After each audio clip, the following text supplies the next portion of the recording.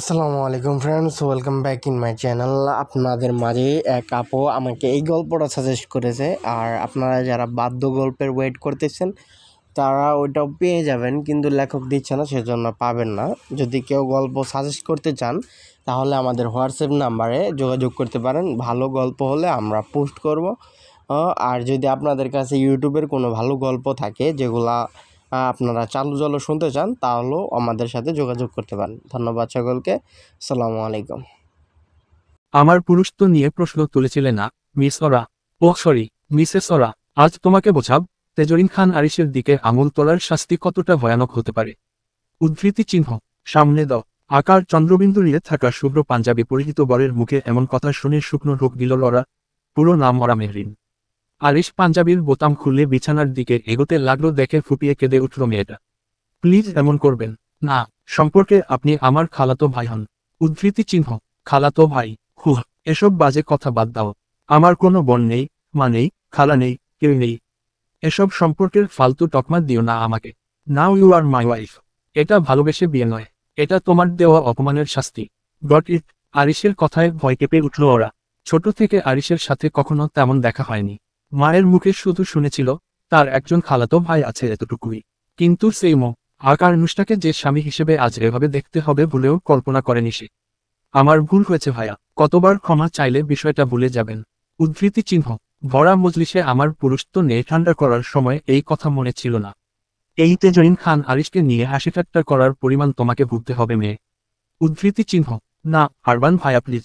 এই নামে কেন ডাকলে আমাকে? তোমার সাহস হয় কিভাবে? তোমাকে এর শাস্তি পেতে হবে। উদ্ধৃতি চিহ্ন ওরা কি বলবে বুঝতো, এক আর পারছে না। হুট করে নামটা না বললেও পারত সে।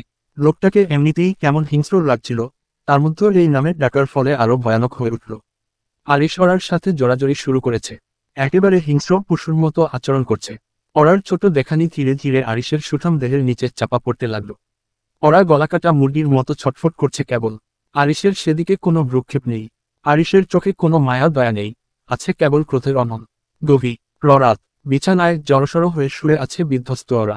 চুলগুলো এলোমেলো হয়ে গেছে, চোখের কাজল লেপটে গালের সাথে মিশে বিশ্রী লাগছে তাকে। ঠোঁটে অনেকগুলো ক্ষতের সৃষ্টি হয়েছে।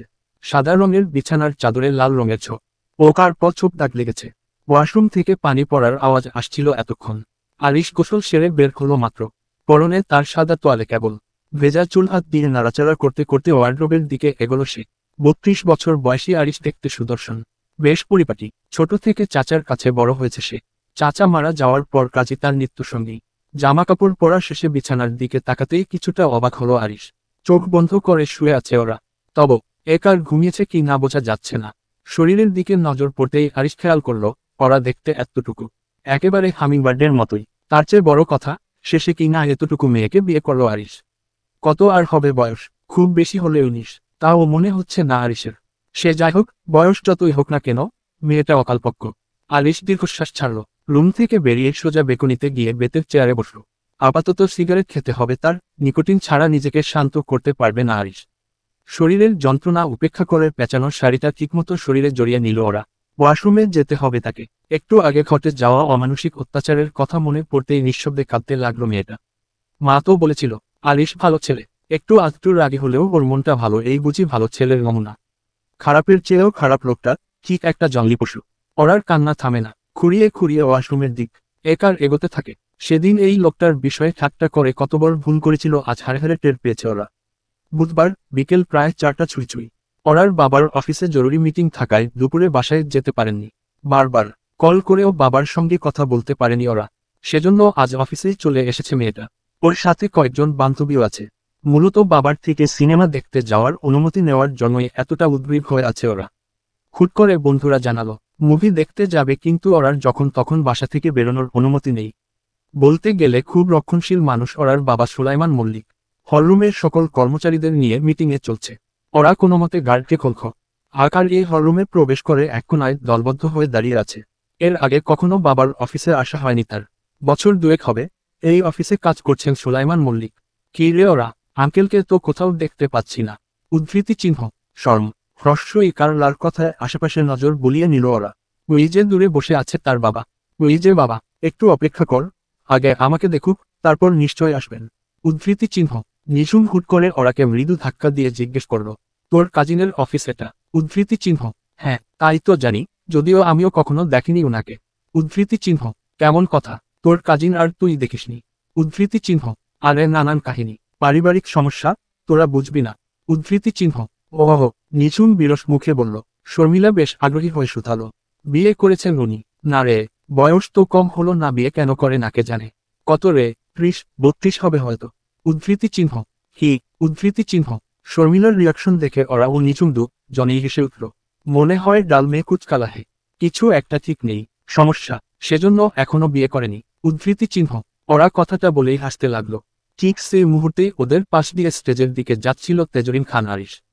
অচে নামের মুখে এমন কথা শুনে মস্তিষ্কে আগুন জ্বলছে তার। কিন্তু আরিশ তৎক্ষণাৎ কিছু না বলে নিজের কাজের দিকে এগোলো। কিন্তু ওরা তখনও জানতো না তার সামনে কি অপেক্ষা করছে। পরবর্তীতে আরিশ ঠিক খুঁজে বের করে ওরাকে। নারী, সোলাইমান মল্লিক এবং রোকসানা মল্লিকের বড় মেয়ে ওরা, অর্থাৎ তারই আপন খালার মেয়ে। আরিশ প্রথমে ভালোমতো বিয়ের প্রস্তাব রাখে, কিন্তু সোলাইমান এতটুকু বয়সে মেয়েকে বিয়ে দিতে অসম্মতি জানান। তারপরেই আরিশের বিশ্রী রূপটা দেখতে পান তারা। সোলাইমান মল্লিকের চাকরি খেয়ে, মানসম্মানের ভয় দেখিয়ে ওরার সাথে বিয়ে দেওয়ার জন্য মল্লিক পরিবারকে এক প্রকার বাধ্য করে আরিশ। রোকসানা আর না করতে পারেননি। আরিশের অতীত জানেন তিনি। ছেলেটা বাইরের যতই অহংকারী ও জেদি হোক, মনটা ভালো, এই আশা রেখেই মেয়েকে আরিশের সাথে বিয়ে দেন তিনি। সকাল হয়েছে, সূর্যের প্রথম রশ্মি ধীরে ধীরে আকাশে ছড়াচ্ছে। ভোরের আলো ফুটতেই ব্যস্ত শহরের ব্যস্ততা শুরু হয়ে গেছে। চারদিকে যান্ত্রিক আওয়াজ। ওরা চোখ খুলে দেখে বাইরের আলো তার ঘরের জানালা দিয়ে ঢুকে আসছে। শোয়া থেকে ধীরে ধীরে উঠে বসল সে। শরীরের ব্যথা আগের চেয়ে কিছুটা কমলেও তার মনে গভীর একটা শূন্যতার সৃষ্টি হয়েছে। বাইরের পরিবেশে স্নিগ্ধতা, কিন্তু ওরার মনে এক ধরনের অস্থিরতা ভর করেছে। লোকর তো রুমে নেই, রাতেই ঘর থেকে বেরিয়ে গিয়েছিল, আর কি ফেরেনি। কোথায় গেল, আবার যদি না ফিরলেই ভালো। তপ্ত নিঃশ্বাস ফেলল ওরা। ঠোঁট জ্বলছে, শরীরের প্রতিটি রন্ধ্রে রন্ধ্রে ব্যথা। Good morning hummingbird. উদ্ধৃতি চিহ্ন, আচমকা আরিশের কণ্ঠস্বর শুনে ভয়ে জড়সড় হয়ে বসল ওরা। আরিশ কেয়ারটেকার জলিলকে নাস্তার প্লেট বিছানার একপাশে রাখতে বলে, তো আকারকে রুম থেকে চলে যেতে বলল। জলিলও মালিকের কথা মতো খাবার রেখে দ্রুত স্থান ত্যাগ করেছে। ওরা আরিশকে ঠিক বুঝতে পারছে না, রাতে যে ভয়ঙ্কর রূপ দেখালো, আর সকাল হতেই এত মিষ্টি কথা। ব্যাপারটা হজম হচ্ছে না ওরার। আর হ্রস্ব ইকার্ষ ওরাকে আপাদমস্তক দেখছে। ওরা মেহরিন নামের থেকে হামিংবার্ড নামটাই এই মেয়ের জন্য পারফেক্ট। তাছাড়া তেজরিন খান আরিশ তার স্ত্রী, কে এমন নামে ডাকবে যে নামে অন্য কেউ কখনো তাকে না ডাকেনি এমন। কি হলো, চুপ করে আছো কেন, কথার জবাব দাও। উদ্ধৃতি চিহ্ন, আরিশের মৃদু ধমকে ভয় পেল ওরা। আরিশের মধ্যে বিছানার একপাশে বসেছে। পরনে তার কালো রঙের শার্ট, জিন্সের প্যান্ট।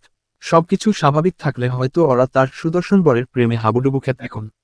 Good morning. উদ্ধৃতি চিহ্ন, আরিশ হাসল, ঠিক যেন শয়তানি হাসি। ওরা বুঝতে পারছে না লোকটা কি অসুস্থ, নাকি অতিরিক্ত রাগী বলে এমন মনে হয়। রাগ না হয় স্বাভাবিক, কিন্তু জলিলের দিকে তাকিয়েছিলে কেন হামিংবার্ড? উদ্ধৃতি চিহ্ন, জলিল। জিজ্ঞাসু দৃষ্টিতে তাকিয়ে আছে ওরা। আরিশ অদ্ভুতভাবে হেসে ফের বলে, যে ছেলেটা নাস্তা রেখে গেল ওর নামই জলিল। উদ্ধৃতি চিহ্ন, এবার বুঝতে পেরেছে ওরা। কিন্তু জলিলের দিকে কেন তাকিয়েছিলে, এটা আবার কেমন কথা? রুমে কেউ এলে একবার তো সবাই তাকায়, স্বাভাবিক। এমনি রুমে কে এসেছিল দেখার জন্য? উদ্ধৃতি চিহ্ন, চুপ। পরপুরুষের দিকে চোখ তুলে তাকালেও শেষ করে ফেলবো। টাকা পয়সা, স্বামীসঙ্গ কোনো কিছুরই অভাব থাকবে মা। নারীরা তো এগুলোই তাই না হামিংবার্ড? আরিশের কথাবার্তা ভীষণ খারাপ লাগছে ওরার। ঘৃণায় চোখ মুখ কুঁচকে ফেলেছে সে। লোকটার মন মানসিকতা এত নীচ। তবে লোকটাকে বাইরে থেকে যেমন পরিপাটি মনে হয়, ভেতরে অন্য রকম এলোমেলো মনে হয়, স্বাভাবিক না। ওরার নীরবতা আরিশকে ভাবাচ্ছে, তার বউ কি জলিলের কথা ভাবছে। মুহূর্তেই মাথা গরম হয়ে গেল তার। ওরার কাঁধে হাত রাখল সে। কি কথা বলছো না কেন, ওর কথা ভাবছো? ঠিক না। না ভায়া। উদ্ধৃতি চিহ্ন, ওরা কাঁধে ব্যথা পাচ্ছে। ভয়ে ভয়ে তবুও উত্তর দিল সে। চুপ। কিসের ভায়া? আর একবার ভাই বলে ডাকলে খু করে ফেলবো।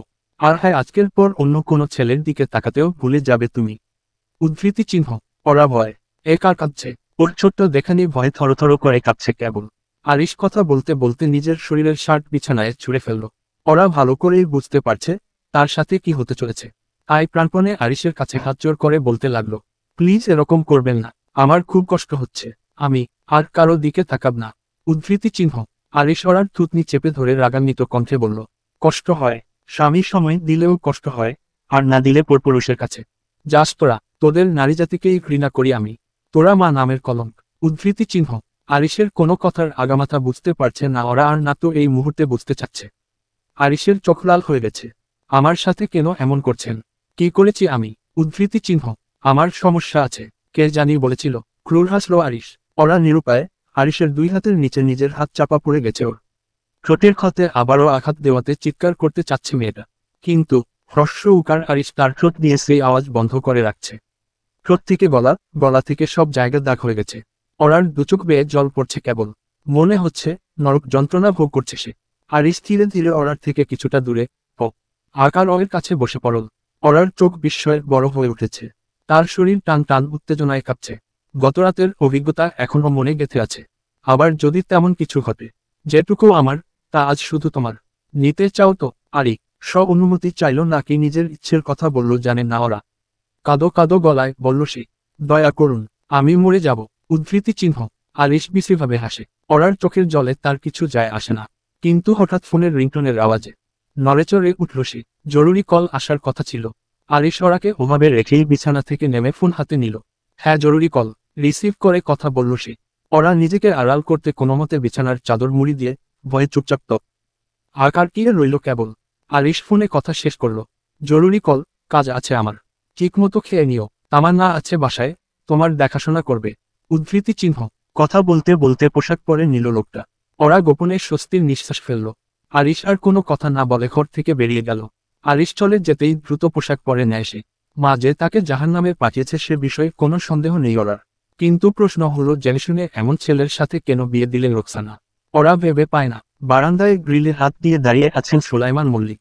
বাইরে কত শত গাড়ি নিজেদের মতো ছুটে চলেছে। কাল থেকে আবার অফিস, আজ ছুটি। সেজন্য বাড়িতে বসে আছেন তিনি। কি হয়েছে তোমার? এখনো রাগ করে আছো? রোকসানা মল্লিকের কথায় কোনো ভাবান্তর হল না সুলাইমান মল্লিকের। স্বাভাবিকভাবে উত্তর দিল, কিসের রাগ? আর কি হবে রোকসানা? উদ্ধৃতি চিহ্ন। আমি জানি আরিশের সাথে ওরার বিয়েটা তুমি মন থেকে মানতে পারোনি এখনো। উদ্ধৃতি চিহ্ন। ম্লান মুখে বললেন রোকসানা। কিন্তু সুলাইমানের কাছে এসব কথার কোনো মূল্য নেই। জেনে শুনে কারো পছন্দ অপছন্দের দাম না দিয়ে পড়ে সেসব জিজ্ঞেস করে কিসের জন্য? যখন বিয়েটা হয়ে গেছে এসব বলে লাভ কি? না মানলে তো কারো কিছু যায় আসে না। তোমার মেয়ে, তুমি তার সাথে যা ইচ্ছে তাই করেছ। উদ্ধৃতি চিহ্ন। এভাবে বলো না, ওরা তোমারও মেয়ে। উদ্ধৃতি চিহ্ন। আমার মেয়ে হলে কখনোই এভাবে বিয়ে দিতে পারতে না তুমি। উদ্ধৃতি চিহ্ন। সুলাইমান কেমন করে যেন হাসলেন। বিষয়টা রোকসানা সহ্য করতে পারছে না। তার স্বামী বড্ড ভালো মানুষ, অথচ আজ এভাবে কষ্ট পাচ্ছেন তিনি। বিষয়টা স্ত্রী হিসেবে রোকসানার নিকট সত্যি বড় যন্ত্রণার। আরিশ তো না, বলো। আমারই বোনের ছেলে। উদ্ধৃতি চিহ্ন। হ্যাঁ, তোমারই বোনের ছেলে। সেই ছেলে যে একজন মানসিক রোগী। বাইরে থেকে সে যথেষ্ট ভালো মানুষ হলেও মাঝে মধ্যে তার অসুস্থতার কথা অফিসে কানাঘুষা শোনা যায় রোকসানা। ছেলেটার মাথার ঠিক নেই। আর এসবের জন্য দায়ী তোমার বোন, কেবলমাত্র তোমার বোন। আর আজ ওরাকে আরিশের সাথে বিয়ে দিয়ে সেই দায় এড়াতে চাইছো তুমি। উদ্ধৃতি চিহ্ন। এসব তুমি কি বলছো? আরিশ অসুস্থ না। আপুর ওসব কাজকর্মে মানসিকভাবে ভেঙে পড়েছিল ছেলেটা, কিন্তু অসুস্থ নয়। তাছাড়া ওরার মা আমি, জেনে শুনে ওর ক্ষতি করতে পারি না আমি। উদ্ধৃতি চিহ্ন। সুলাইমান মল্লিক চুপ করে গেলেন এবার। সত্যি তো, রোকসানা ওরার মা। সুলাইমান মল্লিক ওরার জন্মদাতা পিতা নন, তবে ছোট থেকে কম আদর স্নেহ করেন। হ্রস্বই কার তিনি। ওরার বাবার অকাল মৃত্যুর পর রোকসানাকে সমাজের কুঞ্জর থেকে রক্ষা করে ভালোবেসে নিজের ঘরের বউ করেছিলেন সাইদ। আমাকে একা ছেড়ে দাও রোকসানা। উদ্ধৃতি চিহ্ন। দীর্ঘশ্বাস ছাড়ল ওরার মা। মৃদু হেসে বলল, ঠিক আছে। উদ্ধৃতি চিহ্ন। নিঃশব্দে ঘর থেকে বেরিয়ে গেলেন রোকসানা। আসলেই নিজেকে মানিয়ে নেওয়ার জন্য সময়ের দরকার। ওরার নিথর শরীরটা বিছানায় পড়ে আছে। গায়ের উপর পাতলা চাদর দেয়া থাকলেও কাঁপছেও। শরীরের ভেতর যেন শীতার আগুন একসঙ্গে লড়াই করছে। কপালের ঠিক মাঝখানে জ্বরের তীব্রতা জমাট বেঁধেছে। তামান্না হাত রাখতেই যেন তাপের ধাক্কায় পড়ে যাওয়ার উপক্রম হলো। মেয়েটা খেমে গেছে, তবুও সারা শরীর হিমশীতল লাগছে। তার ঠোঁট শুকিয়ে ফেটে গেছে, নিঃশ্বাস ভারী। বুক ওঠানামা করছে অনিয়মিত ছন্দে। অচেতনভাবেই কপট গোমানি বেরিয়ে আসছে ঠোঁটের ফাঁক দিয়ে। মাঝে মাঝে কিছু অস্পষ্ট শব্দ বলে উঠছে, যেন তীব্র ঘোরের মধ্যে কাউকে ডাকার চেষ্টা করছে। আবার মুহূর্তের মধ্যে একার শব্দগুলো মিলিয়ে যাচ্ছে নিস্তব্ধতার মাঝে। তামান্নার হাত কাঁপছে। একবার ভাবল ঠান্ডা পানি এনে মাথায় দেয়, আবার মনে হলো ওষুধ ছাড়া হবে না। ফোনটা হাতে নিয়েও দ্বিধায় পড়ল, আরিশকে ফোন করবে কিনা। অফিসে থাকাকা লিং সময়ে বিরক্ত করা অপছন্দ করে সে। কিন্তু এখন কল না করলে যদি কিছু হয়। জ্বরটা নর্মাল না, শরীর এতটা নিস্তেজ দেখাচ্ছে যে মনে হচ্ছে এই বুঝি আর নিঃশ্বাস নেবে না। দোটানায় পড়ে গেছে তামান্না। মেয়েটার বয়সও খুব বেশি নয়, সবে 21। অভাবের তাড়নায় লোকের বাসায় কাজ করত আগে, কিন্তু বেশিরভাগ বাড়িতেই যৌন হয়রানির শিকার হতে হয় বলে রাগে দুঃখে একদিন আত্মহত্যা করতে গিয়েছিল তামান্না। কিন্তু আরিশ তাকে বাঁচায় এবং নিজের বাড়িতে কাজের ব্যবস্থা করে দেয়। গ্রীষ্মের দুপুর, শহর যেন উত্তপ্ত কড়াইয়ের মতো দগদগে। ফুটপাতে গাছের ছায়া ছোট হয়ে এসেছে, পাতাগুলো নিস্তব্ধ, নড়ারও শক্তি নেই। মানুষজন ছাতা মাথায় বা গামছা দিয়ে খাম মুছতে মুছতে হাঁটছে। রাস্তার ধারে ঠেলাগাড়িতে রাখা তরমুজের টুকরোগুলো যেন তৃষার প্রতীক হয়ে দাঁড়িয়ে আছে, আর তালের শাসু বিক্রেতার হাকডাকের সঙ্গে তাল মিলিয়ে ক্রেতা টানছে। ক্লান্ত শহর একটু শান্তির আশায় ছায়া খোঁজে। বাস স্ট্যান্ডে অপেক্ষমান যাত্রীরা হাত পাখা দিয়ে বাতাস করার ব্যর্থ চেষ্টা করছে, দোকানিরা পানির বোতল ঠান্ডা রাখতে বারবার বরফ দিচ্ছে। ট্রাফিক সিগন্যাল দাঁড়িয়ে থাকা বাস আর রিকশার চাকার নিচের পিচ বলতে চায় যেন। বিল্ডিংয়ের উঁচু কাচের জানালাগুলোয় সূর্যের আলো প্রতিফলিত হয়ে চকচক করছে। কোথাও একটা চিল চক্রাকারে ঘুরছে, যেন উত্তাপের মধ্যেই নিজের অস্তিত্বের জানান দিচ্ছে। স্কুল ছুটির পর বাচ্চারা দ্রুত বাড়ির দিকে ছুটছে। কেউ কেউ রাস্তার পাশে আইসক্রিম হাতে নিয়ে চুষে খাচ্ছে। শহরের অলিগলিতে দুপুরের এই অসহ্য গরমের সঙ্গে যেন একটা নিস্তব্ধতা মিশে আছে, কিন্তু এর মাঝেও দূরে কোথাও একটা ফ্যানের কর্কশ ঘোরার শব্দ শোনা যাচ্ছে। অথবা হঠাৎ কোনো গাড়ির হর্ন সেই নিস্তব্ধতাকে খানিকটা ভেঙে দেয়। শহর হাঁসফাঁস করছে, বৃষ্টি চাই, একটু স্বস্তি চাই। কিন্তু বৃষ্টি কবে হবে কেউ জানে না, না শহর আর না এ শহরের লোকজন। মাত্র মিটিং শেষ রে নিজের কেবিনে এলো আরিশ। লোকটা জানালার পাশে দাঁড়ালো। বাইরে উত্তপ্ত শহর, কাচের জানালায় সূর্যের আলো প্রতিফলিত হয়ে চোখে লাগছে তার, কিন্তু আরিশের মন অন্য কোথাও। কিছু ভালো লাগছে না। ওরার কথা ভাবছে, মেয়েটা এত ভীতু কেন, কোনো টু শব্দ করে না, ভীষণ ভয় পায় কেবল। ওরার মাও নিশ্চয়ই এমন নরম মানুষ। তাহলে ওরার খালা অর্থাৎ আরিশের মা এমন ছিলেন কেন? আরিশ শুকনো রোগ দিল। আজও মনে পড়ে সেসব দিনের কথা। অস্থির লাগছে ওর, বাড়ি ফিরতে হবে। সে চোখ বন্ধ করল। অদ্ভুতভাবে ওরার মুখটা মনে পড়ে গেল। ছোট্ট পাখির মতো চঞ্চল, অথচ যেন ভেতরে ভেতরে আতঙ্কে গুটিয়ে থাকা। ও কি ঠিক আছে? নিজেকেই প্রশ্ন করল আরিশ। নিজের ভাবনায় অবাক হলো। ওরার বিষয় নিয়ে ওর তো কিছু যায় আসে না। ধীর পায়ে চেয়ারে এসে বসল আরিশ। বিয়ে হওয়ার পর ওরার সাথে একটু বেশি রাগারাগি করা হয়েছে। ছোট মেয়ে, শরীরও নিশ্চয়ই এতটা নিতে পারেনি। খারাপ লাগছে আরিশের মাঝে মধ্যে। কি যে হয় নিজেও বুঝতে পারে না। পকেট থেকে ফোন বের করলো, আবার রেখে দিল। তামান্না নিশ্চয়ই দেখছে ওকে, হয়তো খুব বেশি অসুবিধা হয়নি। আর আমি যদি এখন ফোন করি, সেটা কি ভালো হবে? গলা খাকারি দিয়ে নড়েচড়ে উঠল আরিশ। ওই মেয়েটাকে নিয়ে এত ভাবার কিছু নেই। মেয়েদের বেশি ভালোবাসলে ফাঁকি দিয়ে চলে যায়। আরিশ কিছুতেই তার নিজ স্ত্রীকে ছাড়তে প্রস্তুত না। ভালোবাসা না থাকলেও ওরাকে তার সাথে থাকতেই হবে। এরকম আরো নানান রকম কথা ভাবতে ভাবতে অফিস থেকে বেরিয়ে গেল আরিশ। মা আপু কল রিসিভ করেছে। নয়নার কথায় দীর্ঘশ্বাস ছাড়লেন রোকসানা। নয়না ওরার ছোট বোন, ক্লাস 8-এ পড়ে এবার। না রে, শ্বশুর বাড়ি যাওয়া সত্ত্বে একবারও কল দেয়নি ওরা। এমনকি কল রিসিভ পর্যন্ত করেনি। আরিশকে কল দিলাম, তাও ধরেনি। উদ্ধৃতি চিহ্ন। রোকসানা মল্লিক ওরাকে নিয়ে ভীষণ চিন্তিত হয়ে পড়েছেন। ওরা চঞ্চল স্বভাবের মেয়ে, তবে ভীতু। চড়ুই পাখির মতো উড়ে বেড়াতে পছন্দ করে মেয়ে।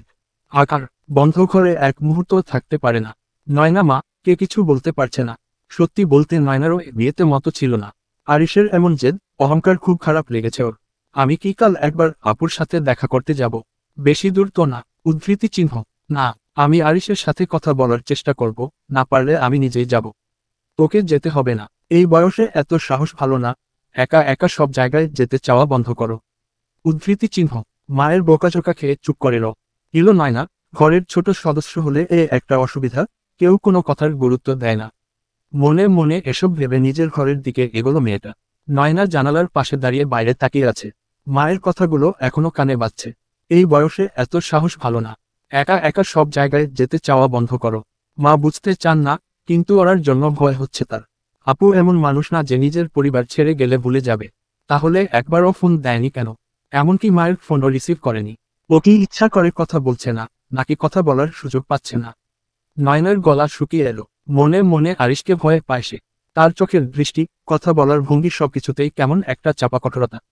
নয়না জানে, ওরা কখনো জোর করে কিছু মেনে নেয়নি। তাহলে এ বিয়ে মেনে নিল কেন? কিসের জন্য? অবশ্য ওরা আরিশের কর্মকাণ্ডের কথা জানতই না। সোলাইমান মল্লিকের চাকরি নষ্ট করা, অপমান জড়া এসবও কিছু জানতই না। কি জানি, হয়তো ভালো আছে, হয়তো আমি বেশি ভাবছি। কিন্তু যদি না থাকে। নয়না নিজের সাথে কথা বলে যাচ্ছে। রোকসানা বলেছে সে যাবে না, কিন্তু নয়নার মনে হচ্ছে যেতেই হবে। নিজের চোখে না দেখলে শান্তি পাবে না। যদি ওরার সত্যিই সাহায্য দরকার হয়, আমি কি কাল ওর কাছে যাব? নিজের মনেই প্রশ্ন করল নয়না। তারপর হালকা মাথা নাড়ল। যেতে হবে, যেভাবেই হোক দেখতে হবে ওরা আপনি ঠিক আছে কিনা। কলিং বেলের শব্দে হুড়মুড়িয়ে দৌড়ে এল ওকার তামান্না। দরজা খুলে দিয়ে স্বস্তির নিঃশ্বাস ফেলল। আরিশ বিষয়টা খেয়াল করে শুধালো, কি হয়েছে? উদ্ধৃতি চিহ্ন, ভাবির খুব জ্বর এসেছে ভাইয়া, কোনো হুঁশ নেই দুপুর থেকে। উদ্ধৃতি চিহ্ন, আরিশের বুকের ভেতর হালকা ধাক্কা লাগলো, হাতেরা মুড়মুড়ো হলো, আর ভাবতে পারলো না কিছু। তার অত্যাচারের জন্যই যে হামিংবার্ডের এই হাল সেটা ভালো করেই বুঝতে পারছে। তামান্নাকে কিছু না বলে বেডরুমের দিকে দৌড়াল আরিশ। বেচারি তামান্না ফ্যালফ্যাল দৃষ্টিতে থাক, হ্রস্ব ইকার অহে রইল কেবল। আরিশকে কখনো এত উতলা হতে দেখেনি তামান্না। ভালোবেসে হোক কিংবা অধিকারের জন্য হোক, ওরাকে নিয়ে চিন্তিত আরিশ এটুকু ভালো করে বুঝতে পেরেছে তামান্না। রুমে ঢুকেই বিছানার দিকে দৃষ্টিপাত করল আর। হ্রস্ব ইকাশ বিছানার এক কোণায় জড়সড় হয়ে শুয়ে আছে তার ছোট্ট পাখিটা। আরিশ এগিয়ে গেল বিছানার দিকে। ওরার চোখমুখ কেমন অচেনা লাগছে।